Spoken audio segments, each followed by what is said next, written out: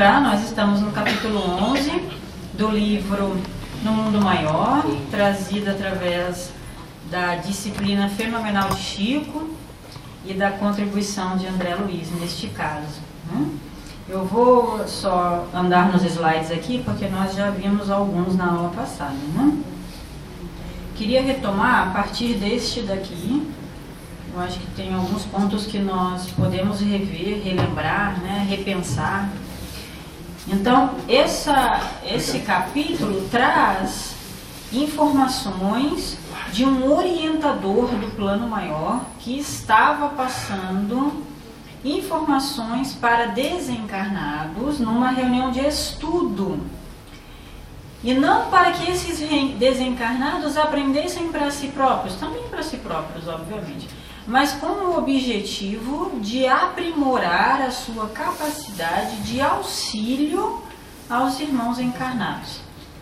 Então, quero dizer com isso que há reuniões no plano espiritual de estudo para que os nossos irmãos desencarnados nos auxiliem melhor. Fantástico isso, né?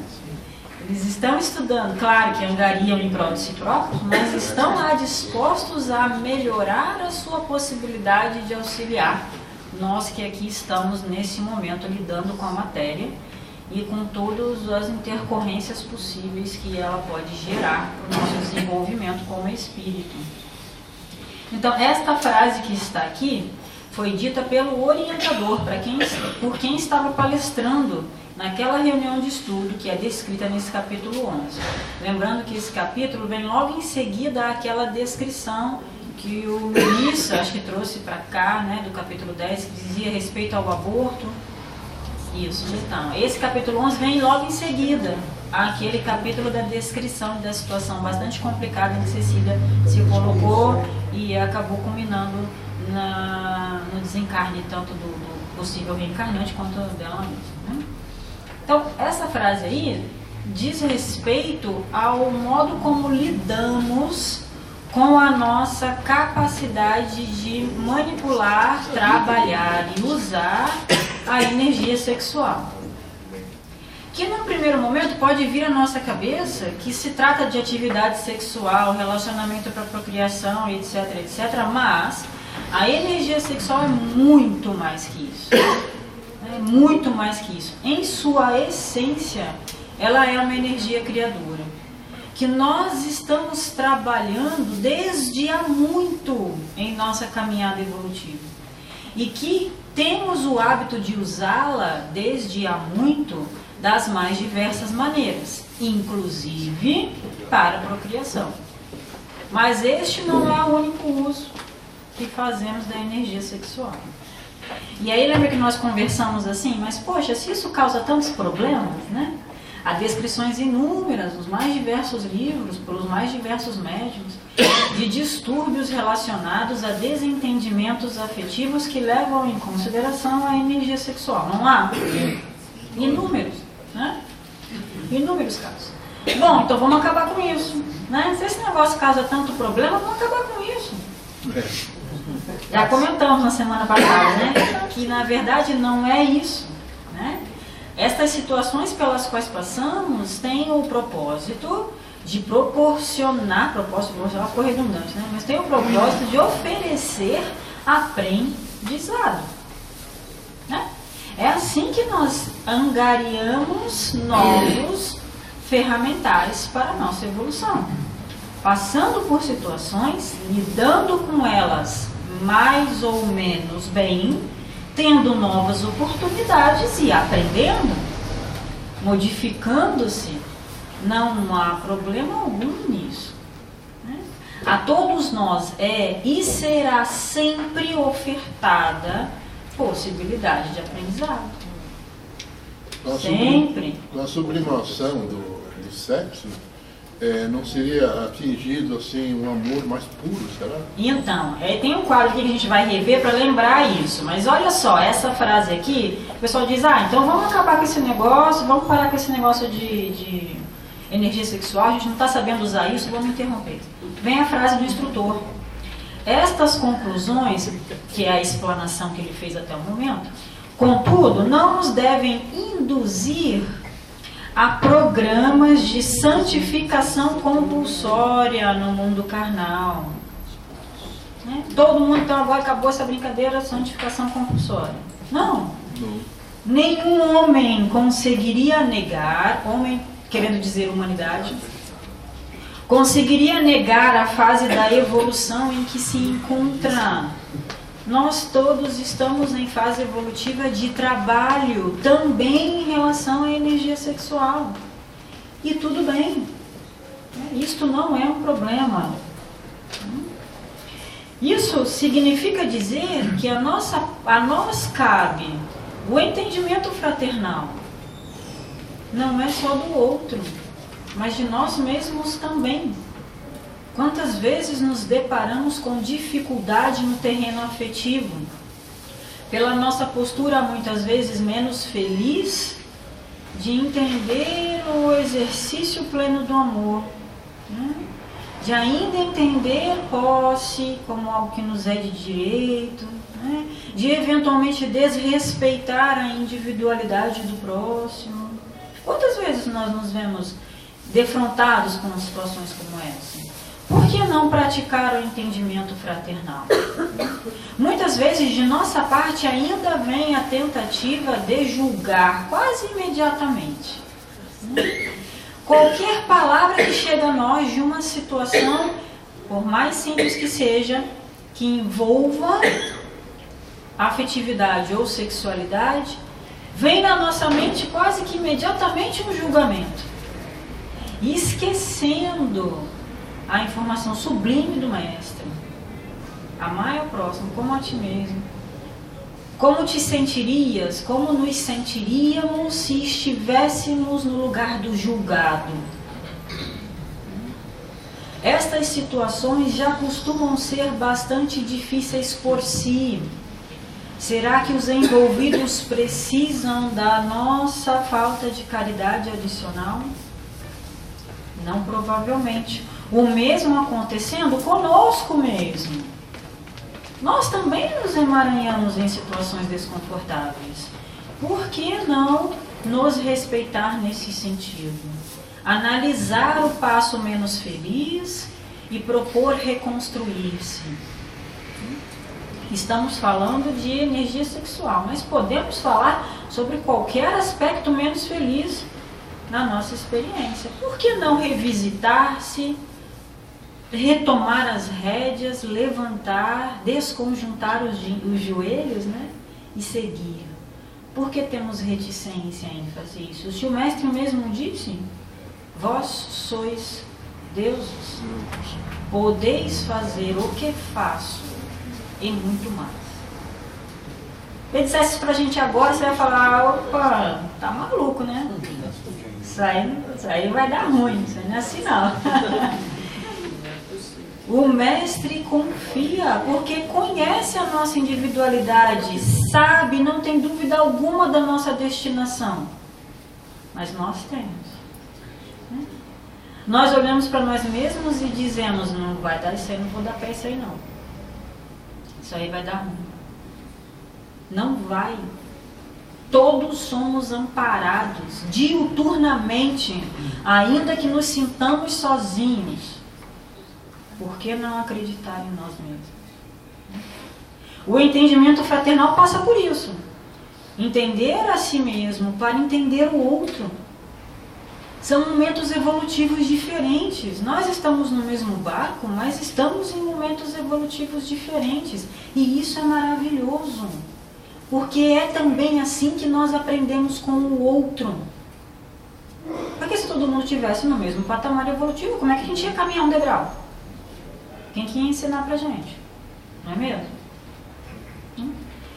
E aí a incompreensão sexual generalizada, mais simples, média, mais forte, de todos os sentidos que envolva ou não violência, acaba gerando crimes. Sabemos disso.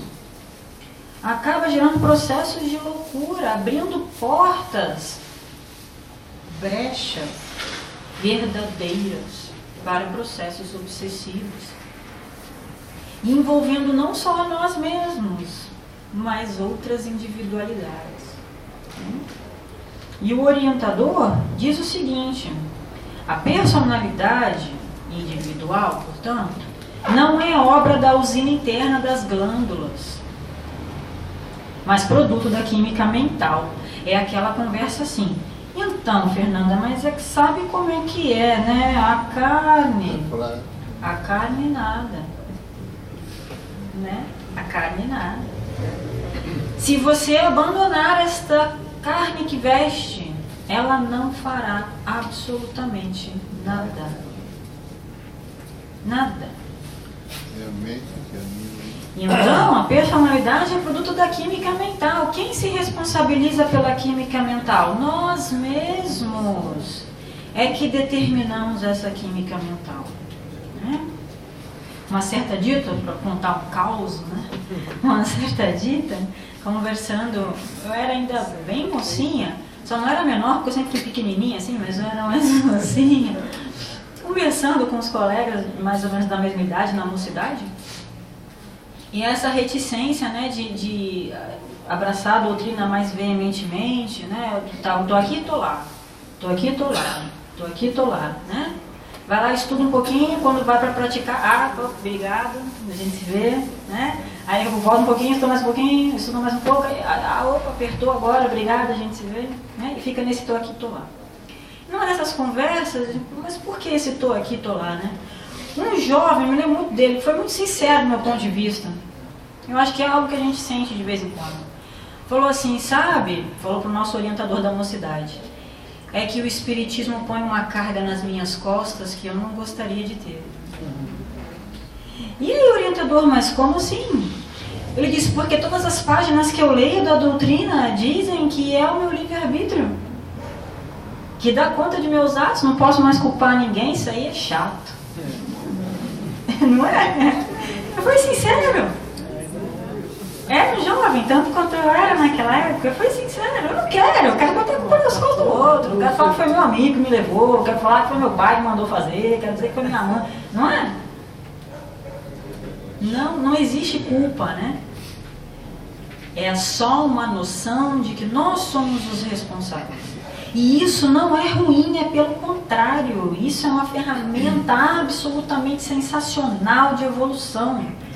Porque qual seria a justiça se você dependesse do outro para evoluir? E aí o meu parceiro, o meu outro, quer ficar sentado 100 anos. Aí Fefe ia ter que ficar sentada 100 anos também. Seria justo isso? Não, se eu for ficar sentada 100 anos fazendo nada, sou eu mesma que vou escolher ficar sentada 100 anos fazendo nada. E o meu colega, meu parceiro, minha parceira que estiver me olhando aqui, eu vou poder falar assim, ô Fefe, eu vou caminhar, a gente se encontra na próxima curva. Não é? Imagina se eu dependesse do outro, ou dependesse de mim, dependesse da Fefe para evoluir. Meu Deus do céu, tristeza. Não é? Então, ele propõe, em 1940 e qualquer coisa, me foge do ano de publicação do Mundo Maior nesse momento, 47, acho. Falou sobre medicina da alma, gente. Quantas vezes nós ouvimos isso na atualidade? Medicina da alma. Alguém já ouviu medicina da alma? Já, não já? Eu estou falando sobre isso, a medicina da alma. Vamos lá. O cara falou em 1947. E se ele está falando isso no plano espiritual, imagina há quanto tempo que eles estão tentando fazer a gente entender que, né? Quantos reencarnam com a missão de mostrar para nós encarnados que a medicina precisa levar isso em consideração. Quantos missionários vêm e vieram e vão vir e estão vindo com esse objetivo de mostrar a humanização no sentido mais amplo, pleno, do lidar com o outro, com a mazela do outro, que ele, porque está usando esta veste carnal, apresenta nela o resultado das mazelas. Né? Medicina da alma é amparar o espírito. Palavras do orientador. Vamos ofertar ajuda para o espírito que chega até nós e para nós mesmos. Nós temos uma história milenar, todos que chegam até nós também têm. Vamos interagir com esse conhecimento todo, vamos trocar informação, crescer juntos, semear uma floresta gigante que há de espargir amor nesse planeta, que está a caminho da regeneração. A obra é nossa também. Ninguém vai carregar a gente no colo. Mentira, Jesus carrega assim.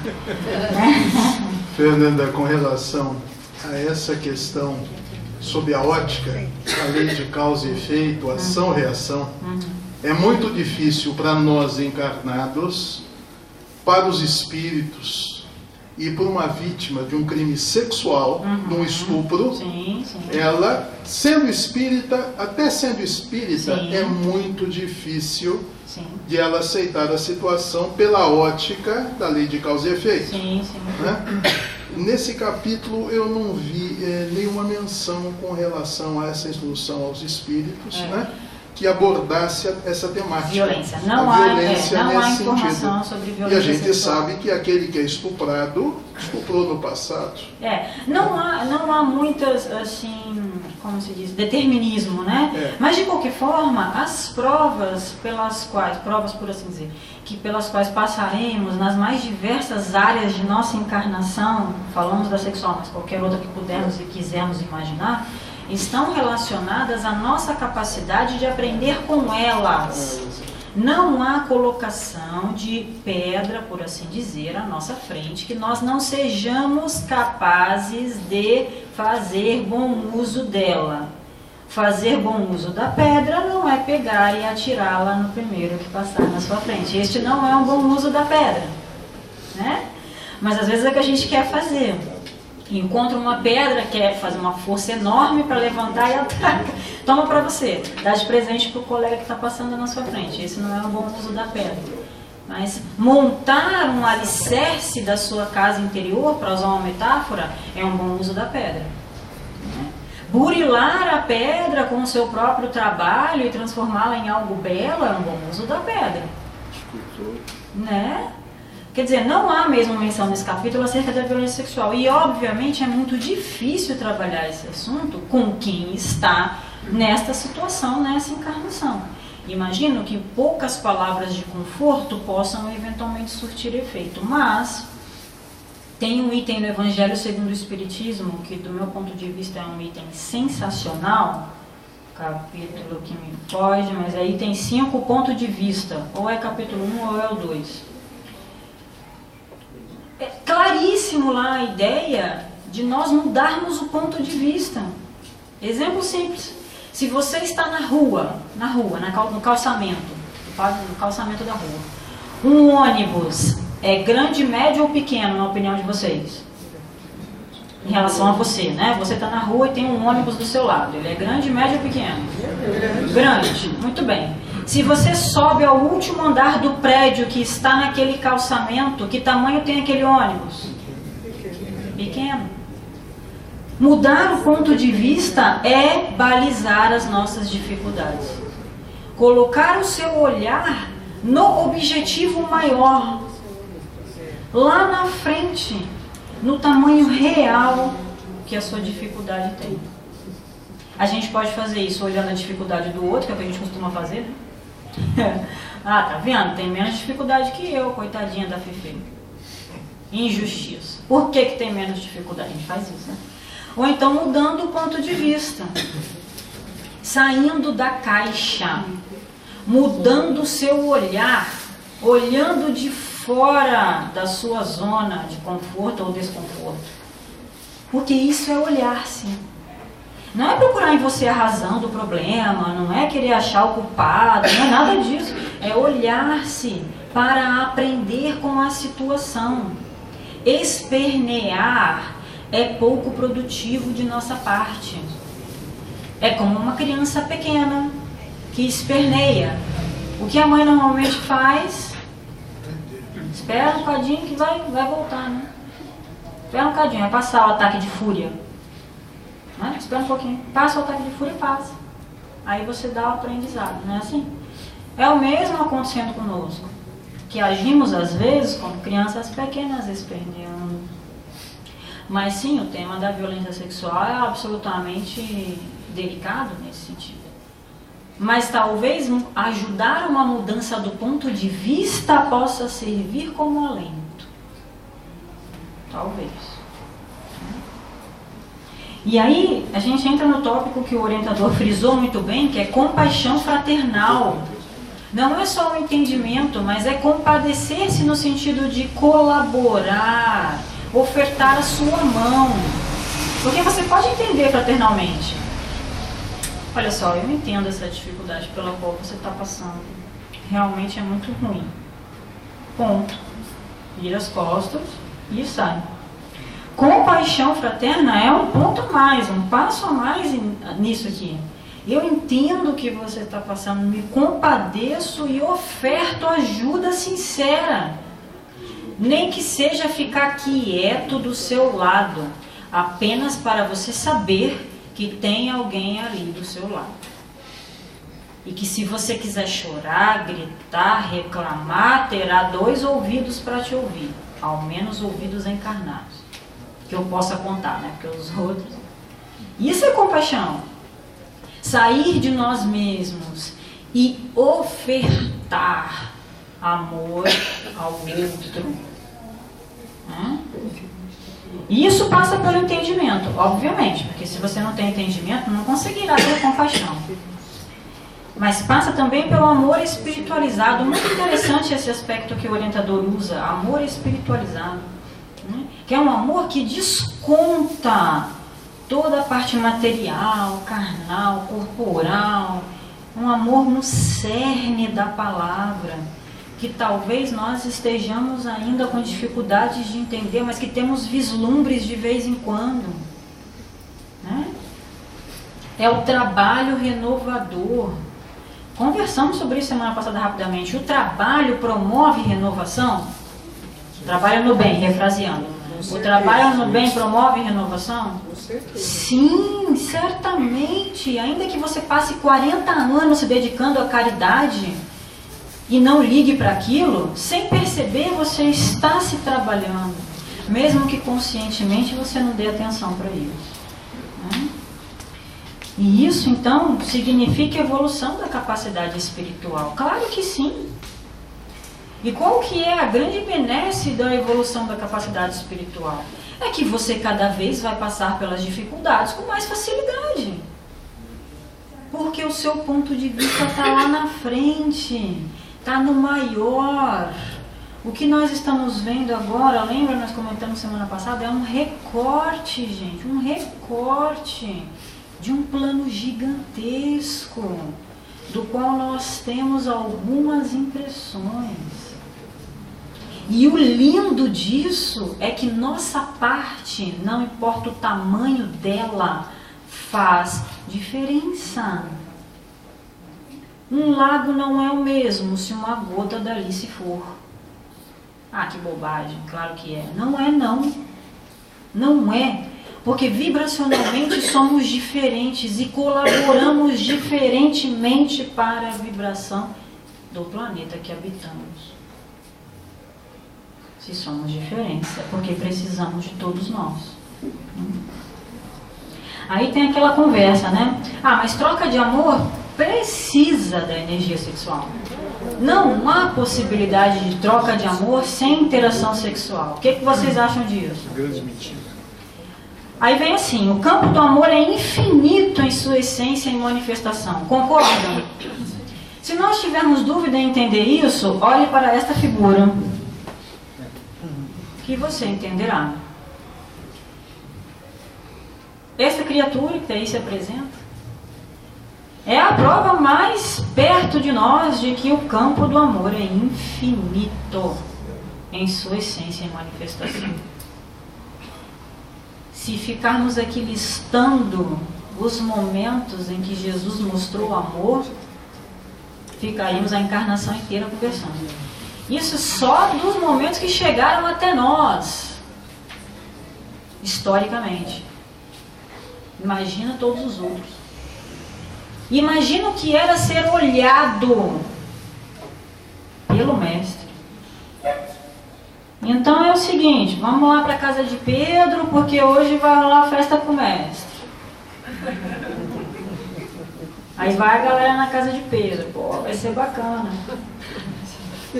Entra o Mestre e começa a fazer evangelho no lar, gente. A gente consegue alcançar isso? Do nada, sem livro, porque o evangelho não tinha não, né? Sem livro. O evangelho não existia, né, gente? Tudo bem isso, beleza. Sem livro. Não dava para ele pegar, eu vou pegar ali no armário o evangelho, espera um pouco. Ele pega o evangelho que está marcado naquela página amarela. Não tinha isso não. Sem livro, essa criatura abre a boca e começa a passar as lições de um pai que a gente nem conhecia. Porque pai pra gente naquela época era o punidor. E essa criatura fala de amor. Não consigo imaginar. Né? Consigo imaginar de leve assim, que seria, né? Jesus fazendo evangelho no lar. Senta aí, vamos fazer evangelho no lar. Agora não posso, está passando desenho que eu quero assistir. Agora não posso não, porque agora é novela, vamos fazer outra hora. Gente, não é toda semana Jesus convidando-nos a fazer o evangelho no lar? Toda semana ele faz isso, cara, com cada um de nós. Precisa de ele estar presente lá assim, fisicamente. Ele está lá nas lições do Evangelho, ele está lá nas lições das obras acessórias, ele está lá no livro de prece que você abre, ele está lá na sua inspiração, ele está lá. A gente não crê muito não, né? Às vezes a gente não crê muito não, está aqui nada, está aqui não. Não sei onde ele está não, mas aqui não está não. Ele está. Ele está. Isso é indiscutível. As descrições do plano espiritual são absolutamente claras nesse sentido.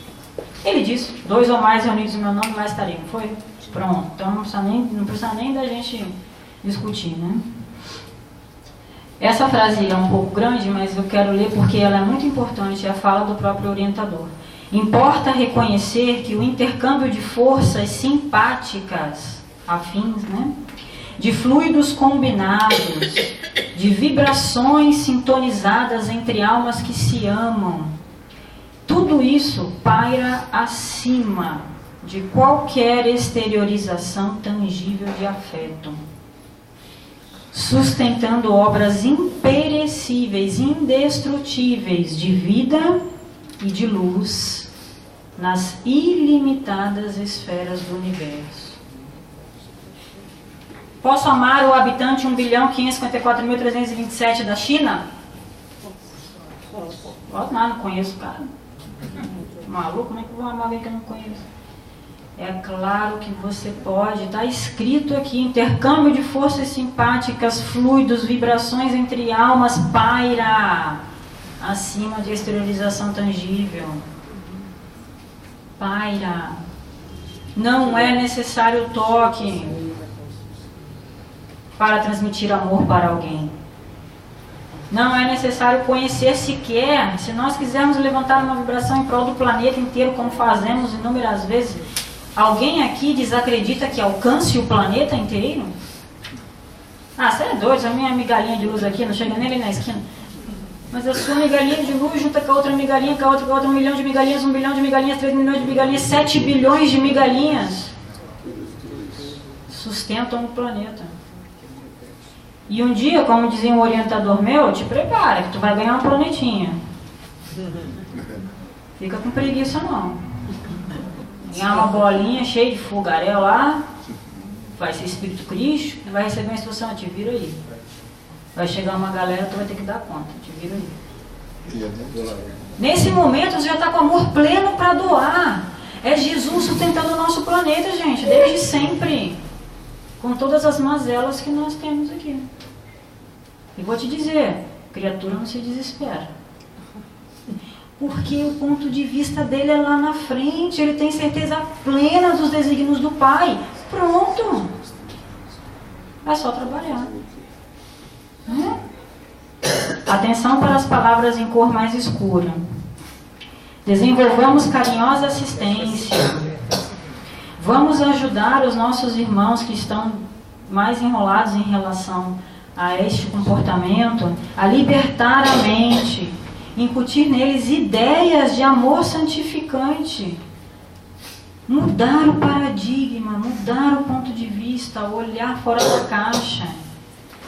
Vamos ajudar a que eles se compreendam, que eles se entendam, que nós nos entendamos, para que tudo isso junto possibilite o amai-vos uns aos outros. Aí o bicho começa a pegar para o nosso lado agora, nessa parte do capítulo. E aí ele vira e fala assim: todos somos depositários de faculdades criadoras. Vós sois deuses, podeis fazer o que faço e muito mais. Tu é doido. Ainda bem que eu não sei dessa minha capacidade, porque senão eu ia criar uns monstros bem feios por aí, né? Botar os tais dos pokémons aí agora. Cria um bem maluco e bota por aí, né? Já pensa? Faculdades criadoras, eu não tenho isso não. É claro que você tem. Vivendo embebido no amor divino, você tem faculdades criadoras. Nós aprendemos a manipular fluido cósmico universal desde sempre. É assim que nós conseguimos interagir com a matéria. Tá dizendo que eu sei fazer um corpinho? É claro que sabe. Como que não? Você participou disso tantas vezes, né? Muitas vezes. Quantas vezes você participou? Mais ativamente, menos ativamente, mais ativamente, menos ativamente. Quantas vezes? Né? E aí ele diz assim: todo ser é todo mundo, é impulsionado a criar na organização, conservação e extensão do universo. Então, se nós não estamos achando que ele está tão bom assim, lembre-se que também temos um dedinho de participação nesse não tão bom assim. E se somos impulsionados a criar, é que tem alguém lá empurrando. Vai, força, você vai conseguir, mais um pouquinho. Não senta não desiste não, mais um pouquinho. Não, estou cansado, eu sei, mas mais um pouquinho. Não, mas eu quero sentar, a gente sabe, mas mais um pouquinho. Né? Não, eu sei, mas eu conheço toda a história, eu já sei, entendo a doutrina, eu estou cansado, eu quero sentar. Disciplina, disciplina, disciplina. Larga a mão dessa conversa que eu estou cansado, eu quero sentar. Isso também passa. Nós estamos sendo impulsionados o tempo inteiro a interagir e auxiliar na tarefa de organização do universo. Isso é energia criadora. Isso é energia sexual chamada por nós nesse estágio evolutivo. Evoluir, aperfeiçoar, ter responsabilidade. Não, então aí vamos parar, Fernando, que aí já não quero mais não. Eu quero parar no aperfeiçoamento. Eu não quero responsabilidade não. Disciplina. O que para nós parece incômodo neste momento atual será absolutamente natural. Nascemos sabendo andar? Se nós não tivermos nenhum impedimento físico, andar para a gente é um sofrimento muito grande nesse momento? Não. Se você disser isso para um recém-nascido e ele conseguisse te responder, ele falou: você é doido, eu não quero isso não. Ficar de pé, por que se eu posso ficar sentado, alguém me leva para baixo para cima? No entanto, nós aprendemos a andar. Andar exige responsabilidade? Claro, tu pode sair daí por aí empurrando todo mundo, saindo igual um maluco correndo? Não pode. Responsabilidade é inerente aos passos evolutivos. Reparação do quê? Daquelas ações menos felizes que nós tivemos. E caminhar para a eternidade. Isso tudo, no capítulo é abordado a partir de Freud, isso tudo foi mais ou menos abordado. Onde é que quebrou? Quebrou porque não se colocava tudo isso dentro do cenário da reencarnação. Desconfigurou. Não é reencarnação, é reencarnação. Não se colocou dentro do cenário de reencarnação. Quando você atrela tudo isso ao processo reencarnatório, a justiça fica claríssima, né? Claríssima, indiscutível. Pode ser que nós eventualmente não concordemos muito bem, mas que ela é claríssima, ela é. Podemos argumentar que poderia ser assim, assado, mas que ela é claríssima, ela é. É como uma analogia de um terrenozinho. Então você ganha um pedaço de terra e recebe a seguinte instrução: é seu. Faça o que quiser. Oba, vou vender. Né? Não, vender você não pode não. Ah, poxa vida. Então tá, então fazer o quê? Vou plantar. Então tá bom, então planta. Aí você vai lá e planta, sei lá eu, cactos. Acha cacto bonito, planta o cacto. Bota a sementinha lá, ele vai se virar sozinho, é assim que funciona? Não. Tu vai lá cuidar do cacto. O cacto vai crescendo, tá cuidando do cacto. Todo dia. Chegou a hora da colheita. Aí você vai reclamar com quem te deu a terra que você queria colher morango. Poxa vida, eu quero colher morango. Então por que tu plantou cacto? Tu esperava que do cacto nascesse morango, é isso? Né? A natureza nos dá lições claríssimas acerca da energia sexual, gente.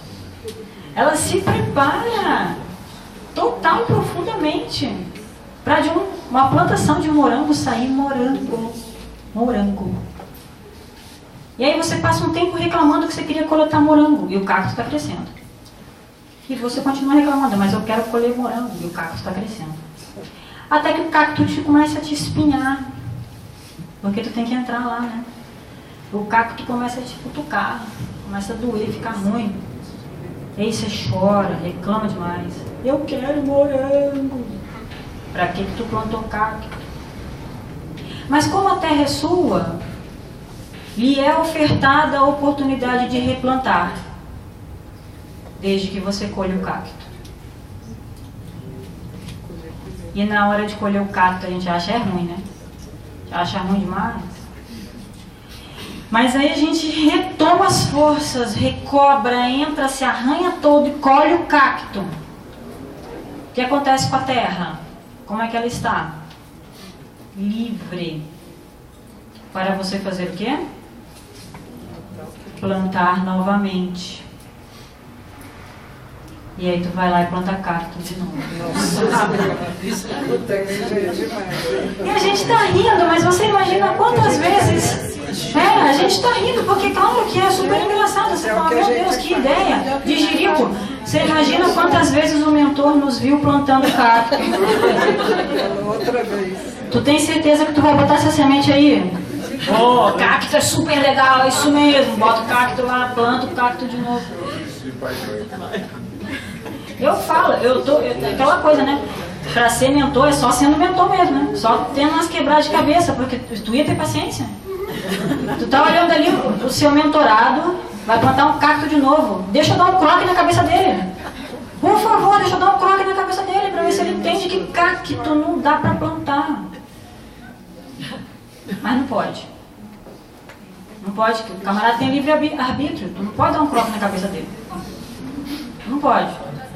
Tu pode falar assim, tá bom, Senhor, me ajude a ajudar essa criatura a colher o cacto pela 100ª vez. Quem sabe dessa vez ele olha lá no vizinho, lá na terra de Chico Xavier, e vê morango. E aí diz assim, terra de Chico Xavier tem morango, vou lá coletar uma sementinha para plantar. Vai lá, Chico Xavier vai te dar morango para plantar. Cacto ele não vai dar não. Mas se você quiser ficar plantando cacto, também não tem problema não. Porque o verdadeiro dono da terra vai esperar você. Quanto tempo precisar. Chico falou assim, lá no Pinga Fogo. Chico Emmanuel, né, gente? Você lembra que ele tinha ponto aqui, né? Tinha aquele ponto da diretoria, né? Lembra disso? Então, Chico Emmanuel, quero dizer, né? Se as potências do homem, na visão, na audição, nos recursos imensos do cérebro, que nós sequer conhecemos na totalidade, se todas essas potências foram dadas ao homem para a educação, para o rendimento no bem, seria o sexo, a energia sexual, etc., em suas várias manifestações, sentenciado às trevas, seria nos dado uma ferramenta que nos sentenciaria às trevas? Vocês acham que isso é coerente? Não. Portanto, as ferramentas da mão, da audição, da visão, do cérebro, do que a gente quiser considerar, são ferramentas tanto quanto é a energia sexual. Um martelo serve para várias coisas, inclusive para causar danos bastante profundos na cabeça de alguém. A culpa é do martelo? Não. A escolha de aplicar as nossas potências para o bem ou para ações menos equivocadas foi e sempre será nossa. Se a gente ficar com preguiça ou dúvida, lembra do cacto. Na hora que você for jogar a sementinha, opa, será que eu estou botando cacto aqui ou morango? Ou qualquer coisa, tá, gente? Pode plantar cacau, alface, o que quiser, né? Mas cacto, vamos plantar. Vamos fazer assim então, ó. Agora a gente vai plantar só, divide a terra em 4, num cantinho a gente planta cacto. No outro cantinho a gente planta morango, no outro abacaxi, pêssego, daí a gente vai diminuindo a área do cacto. Pode ser assim? Já que não dá para tirar o cacto logo de uma vez tudo, então vamos diminuindo. Vamos fazer um esforço para diminuir agora. Só 1/4 vai ter cacto. Pode ser assim? Né? É o que nós nos propusemos a fazer. Caminhar coletando os cactos que tivermos plantado por aí e semear novas semeaduras no bem. Que a nossa ferramenta da energia sexual seja usada por todos nós com o intuito criador do bem. O que não significa extinguir o uso da ferramenta. Muita paz a todos.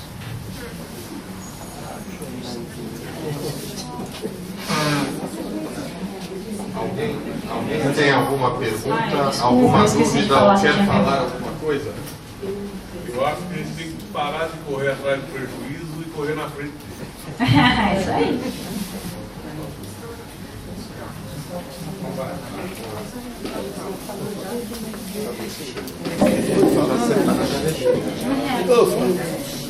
Bom, alguns avisos. Almoço no dia 28, feijoada, nós mudamos o dia de 21 para o dia 28 em razão da Olimpíada, né?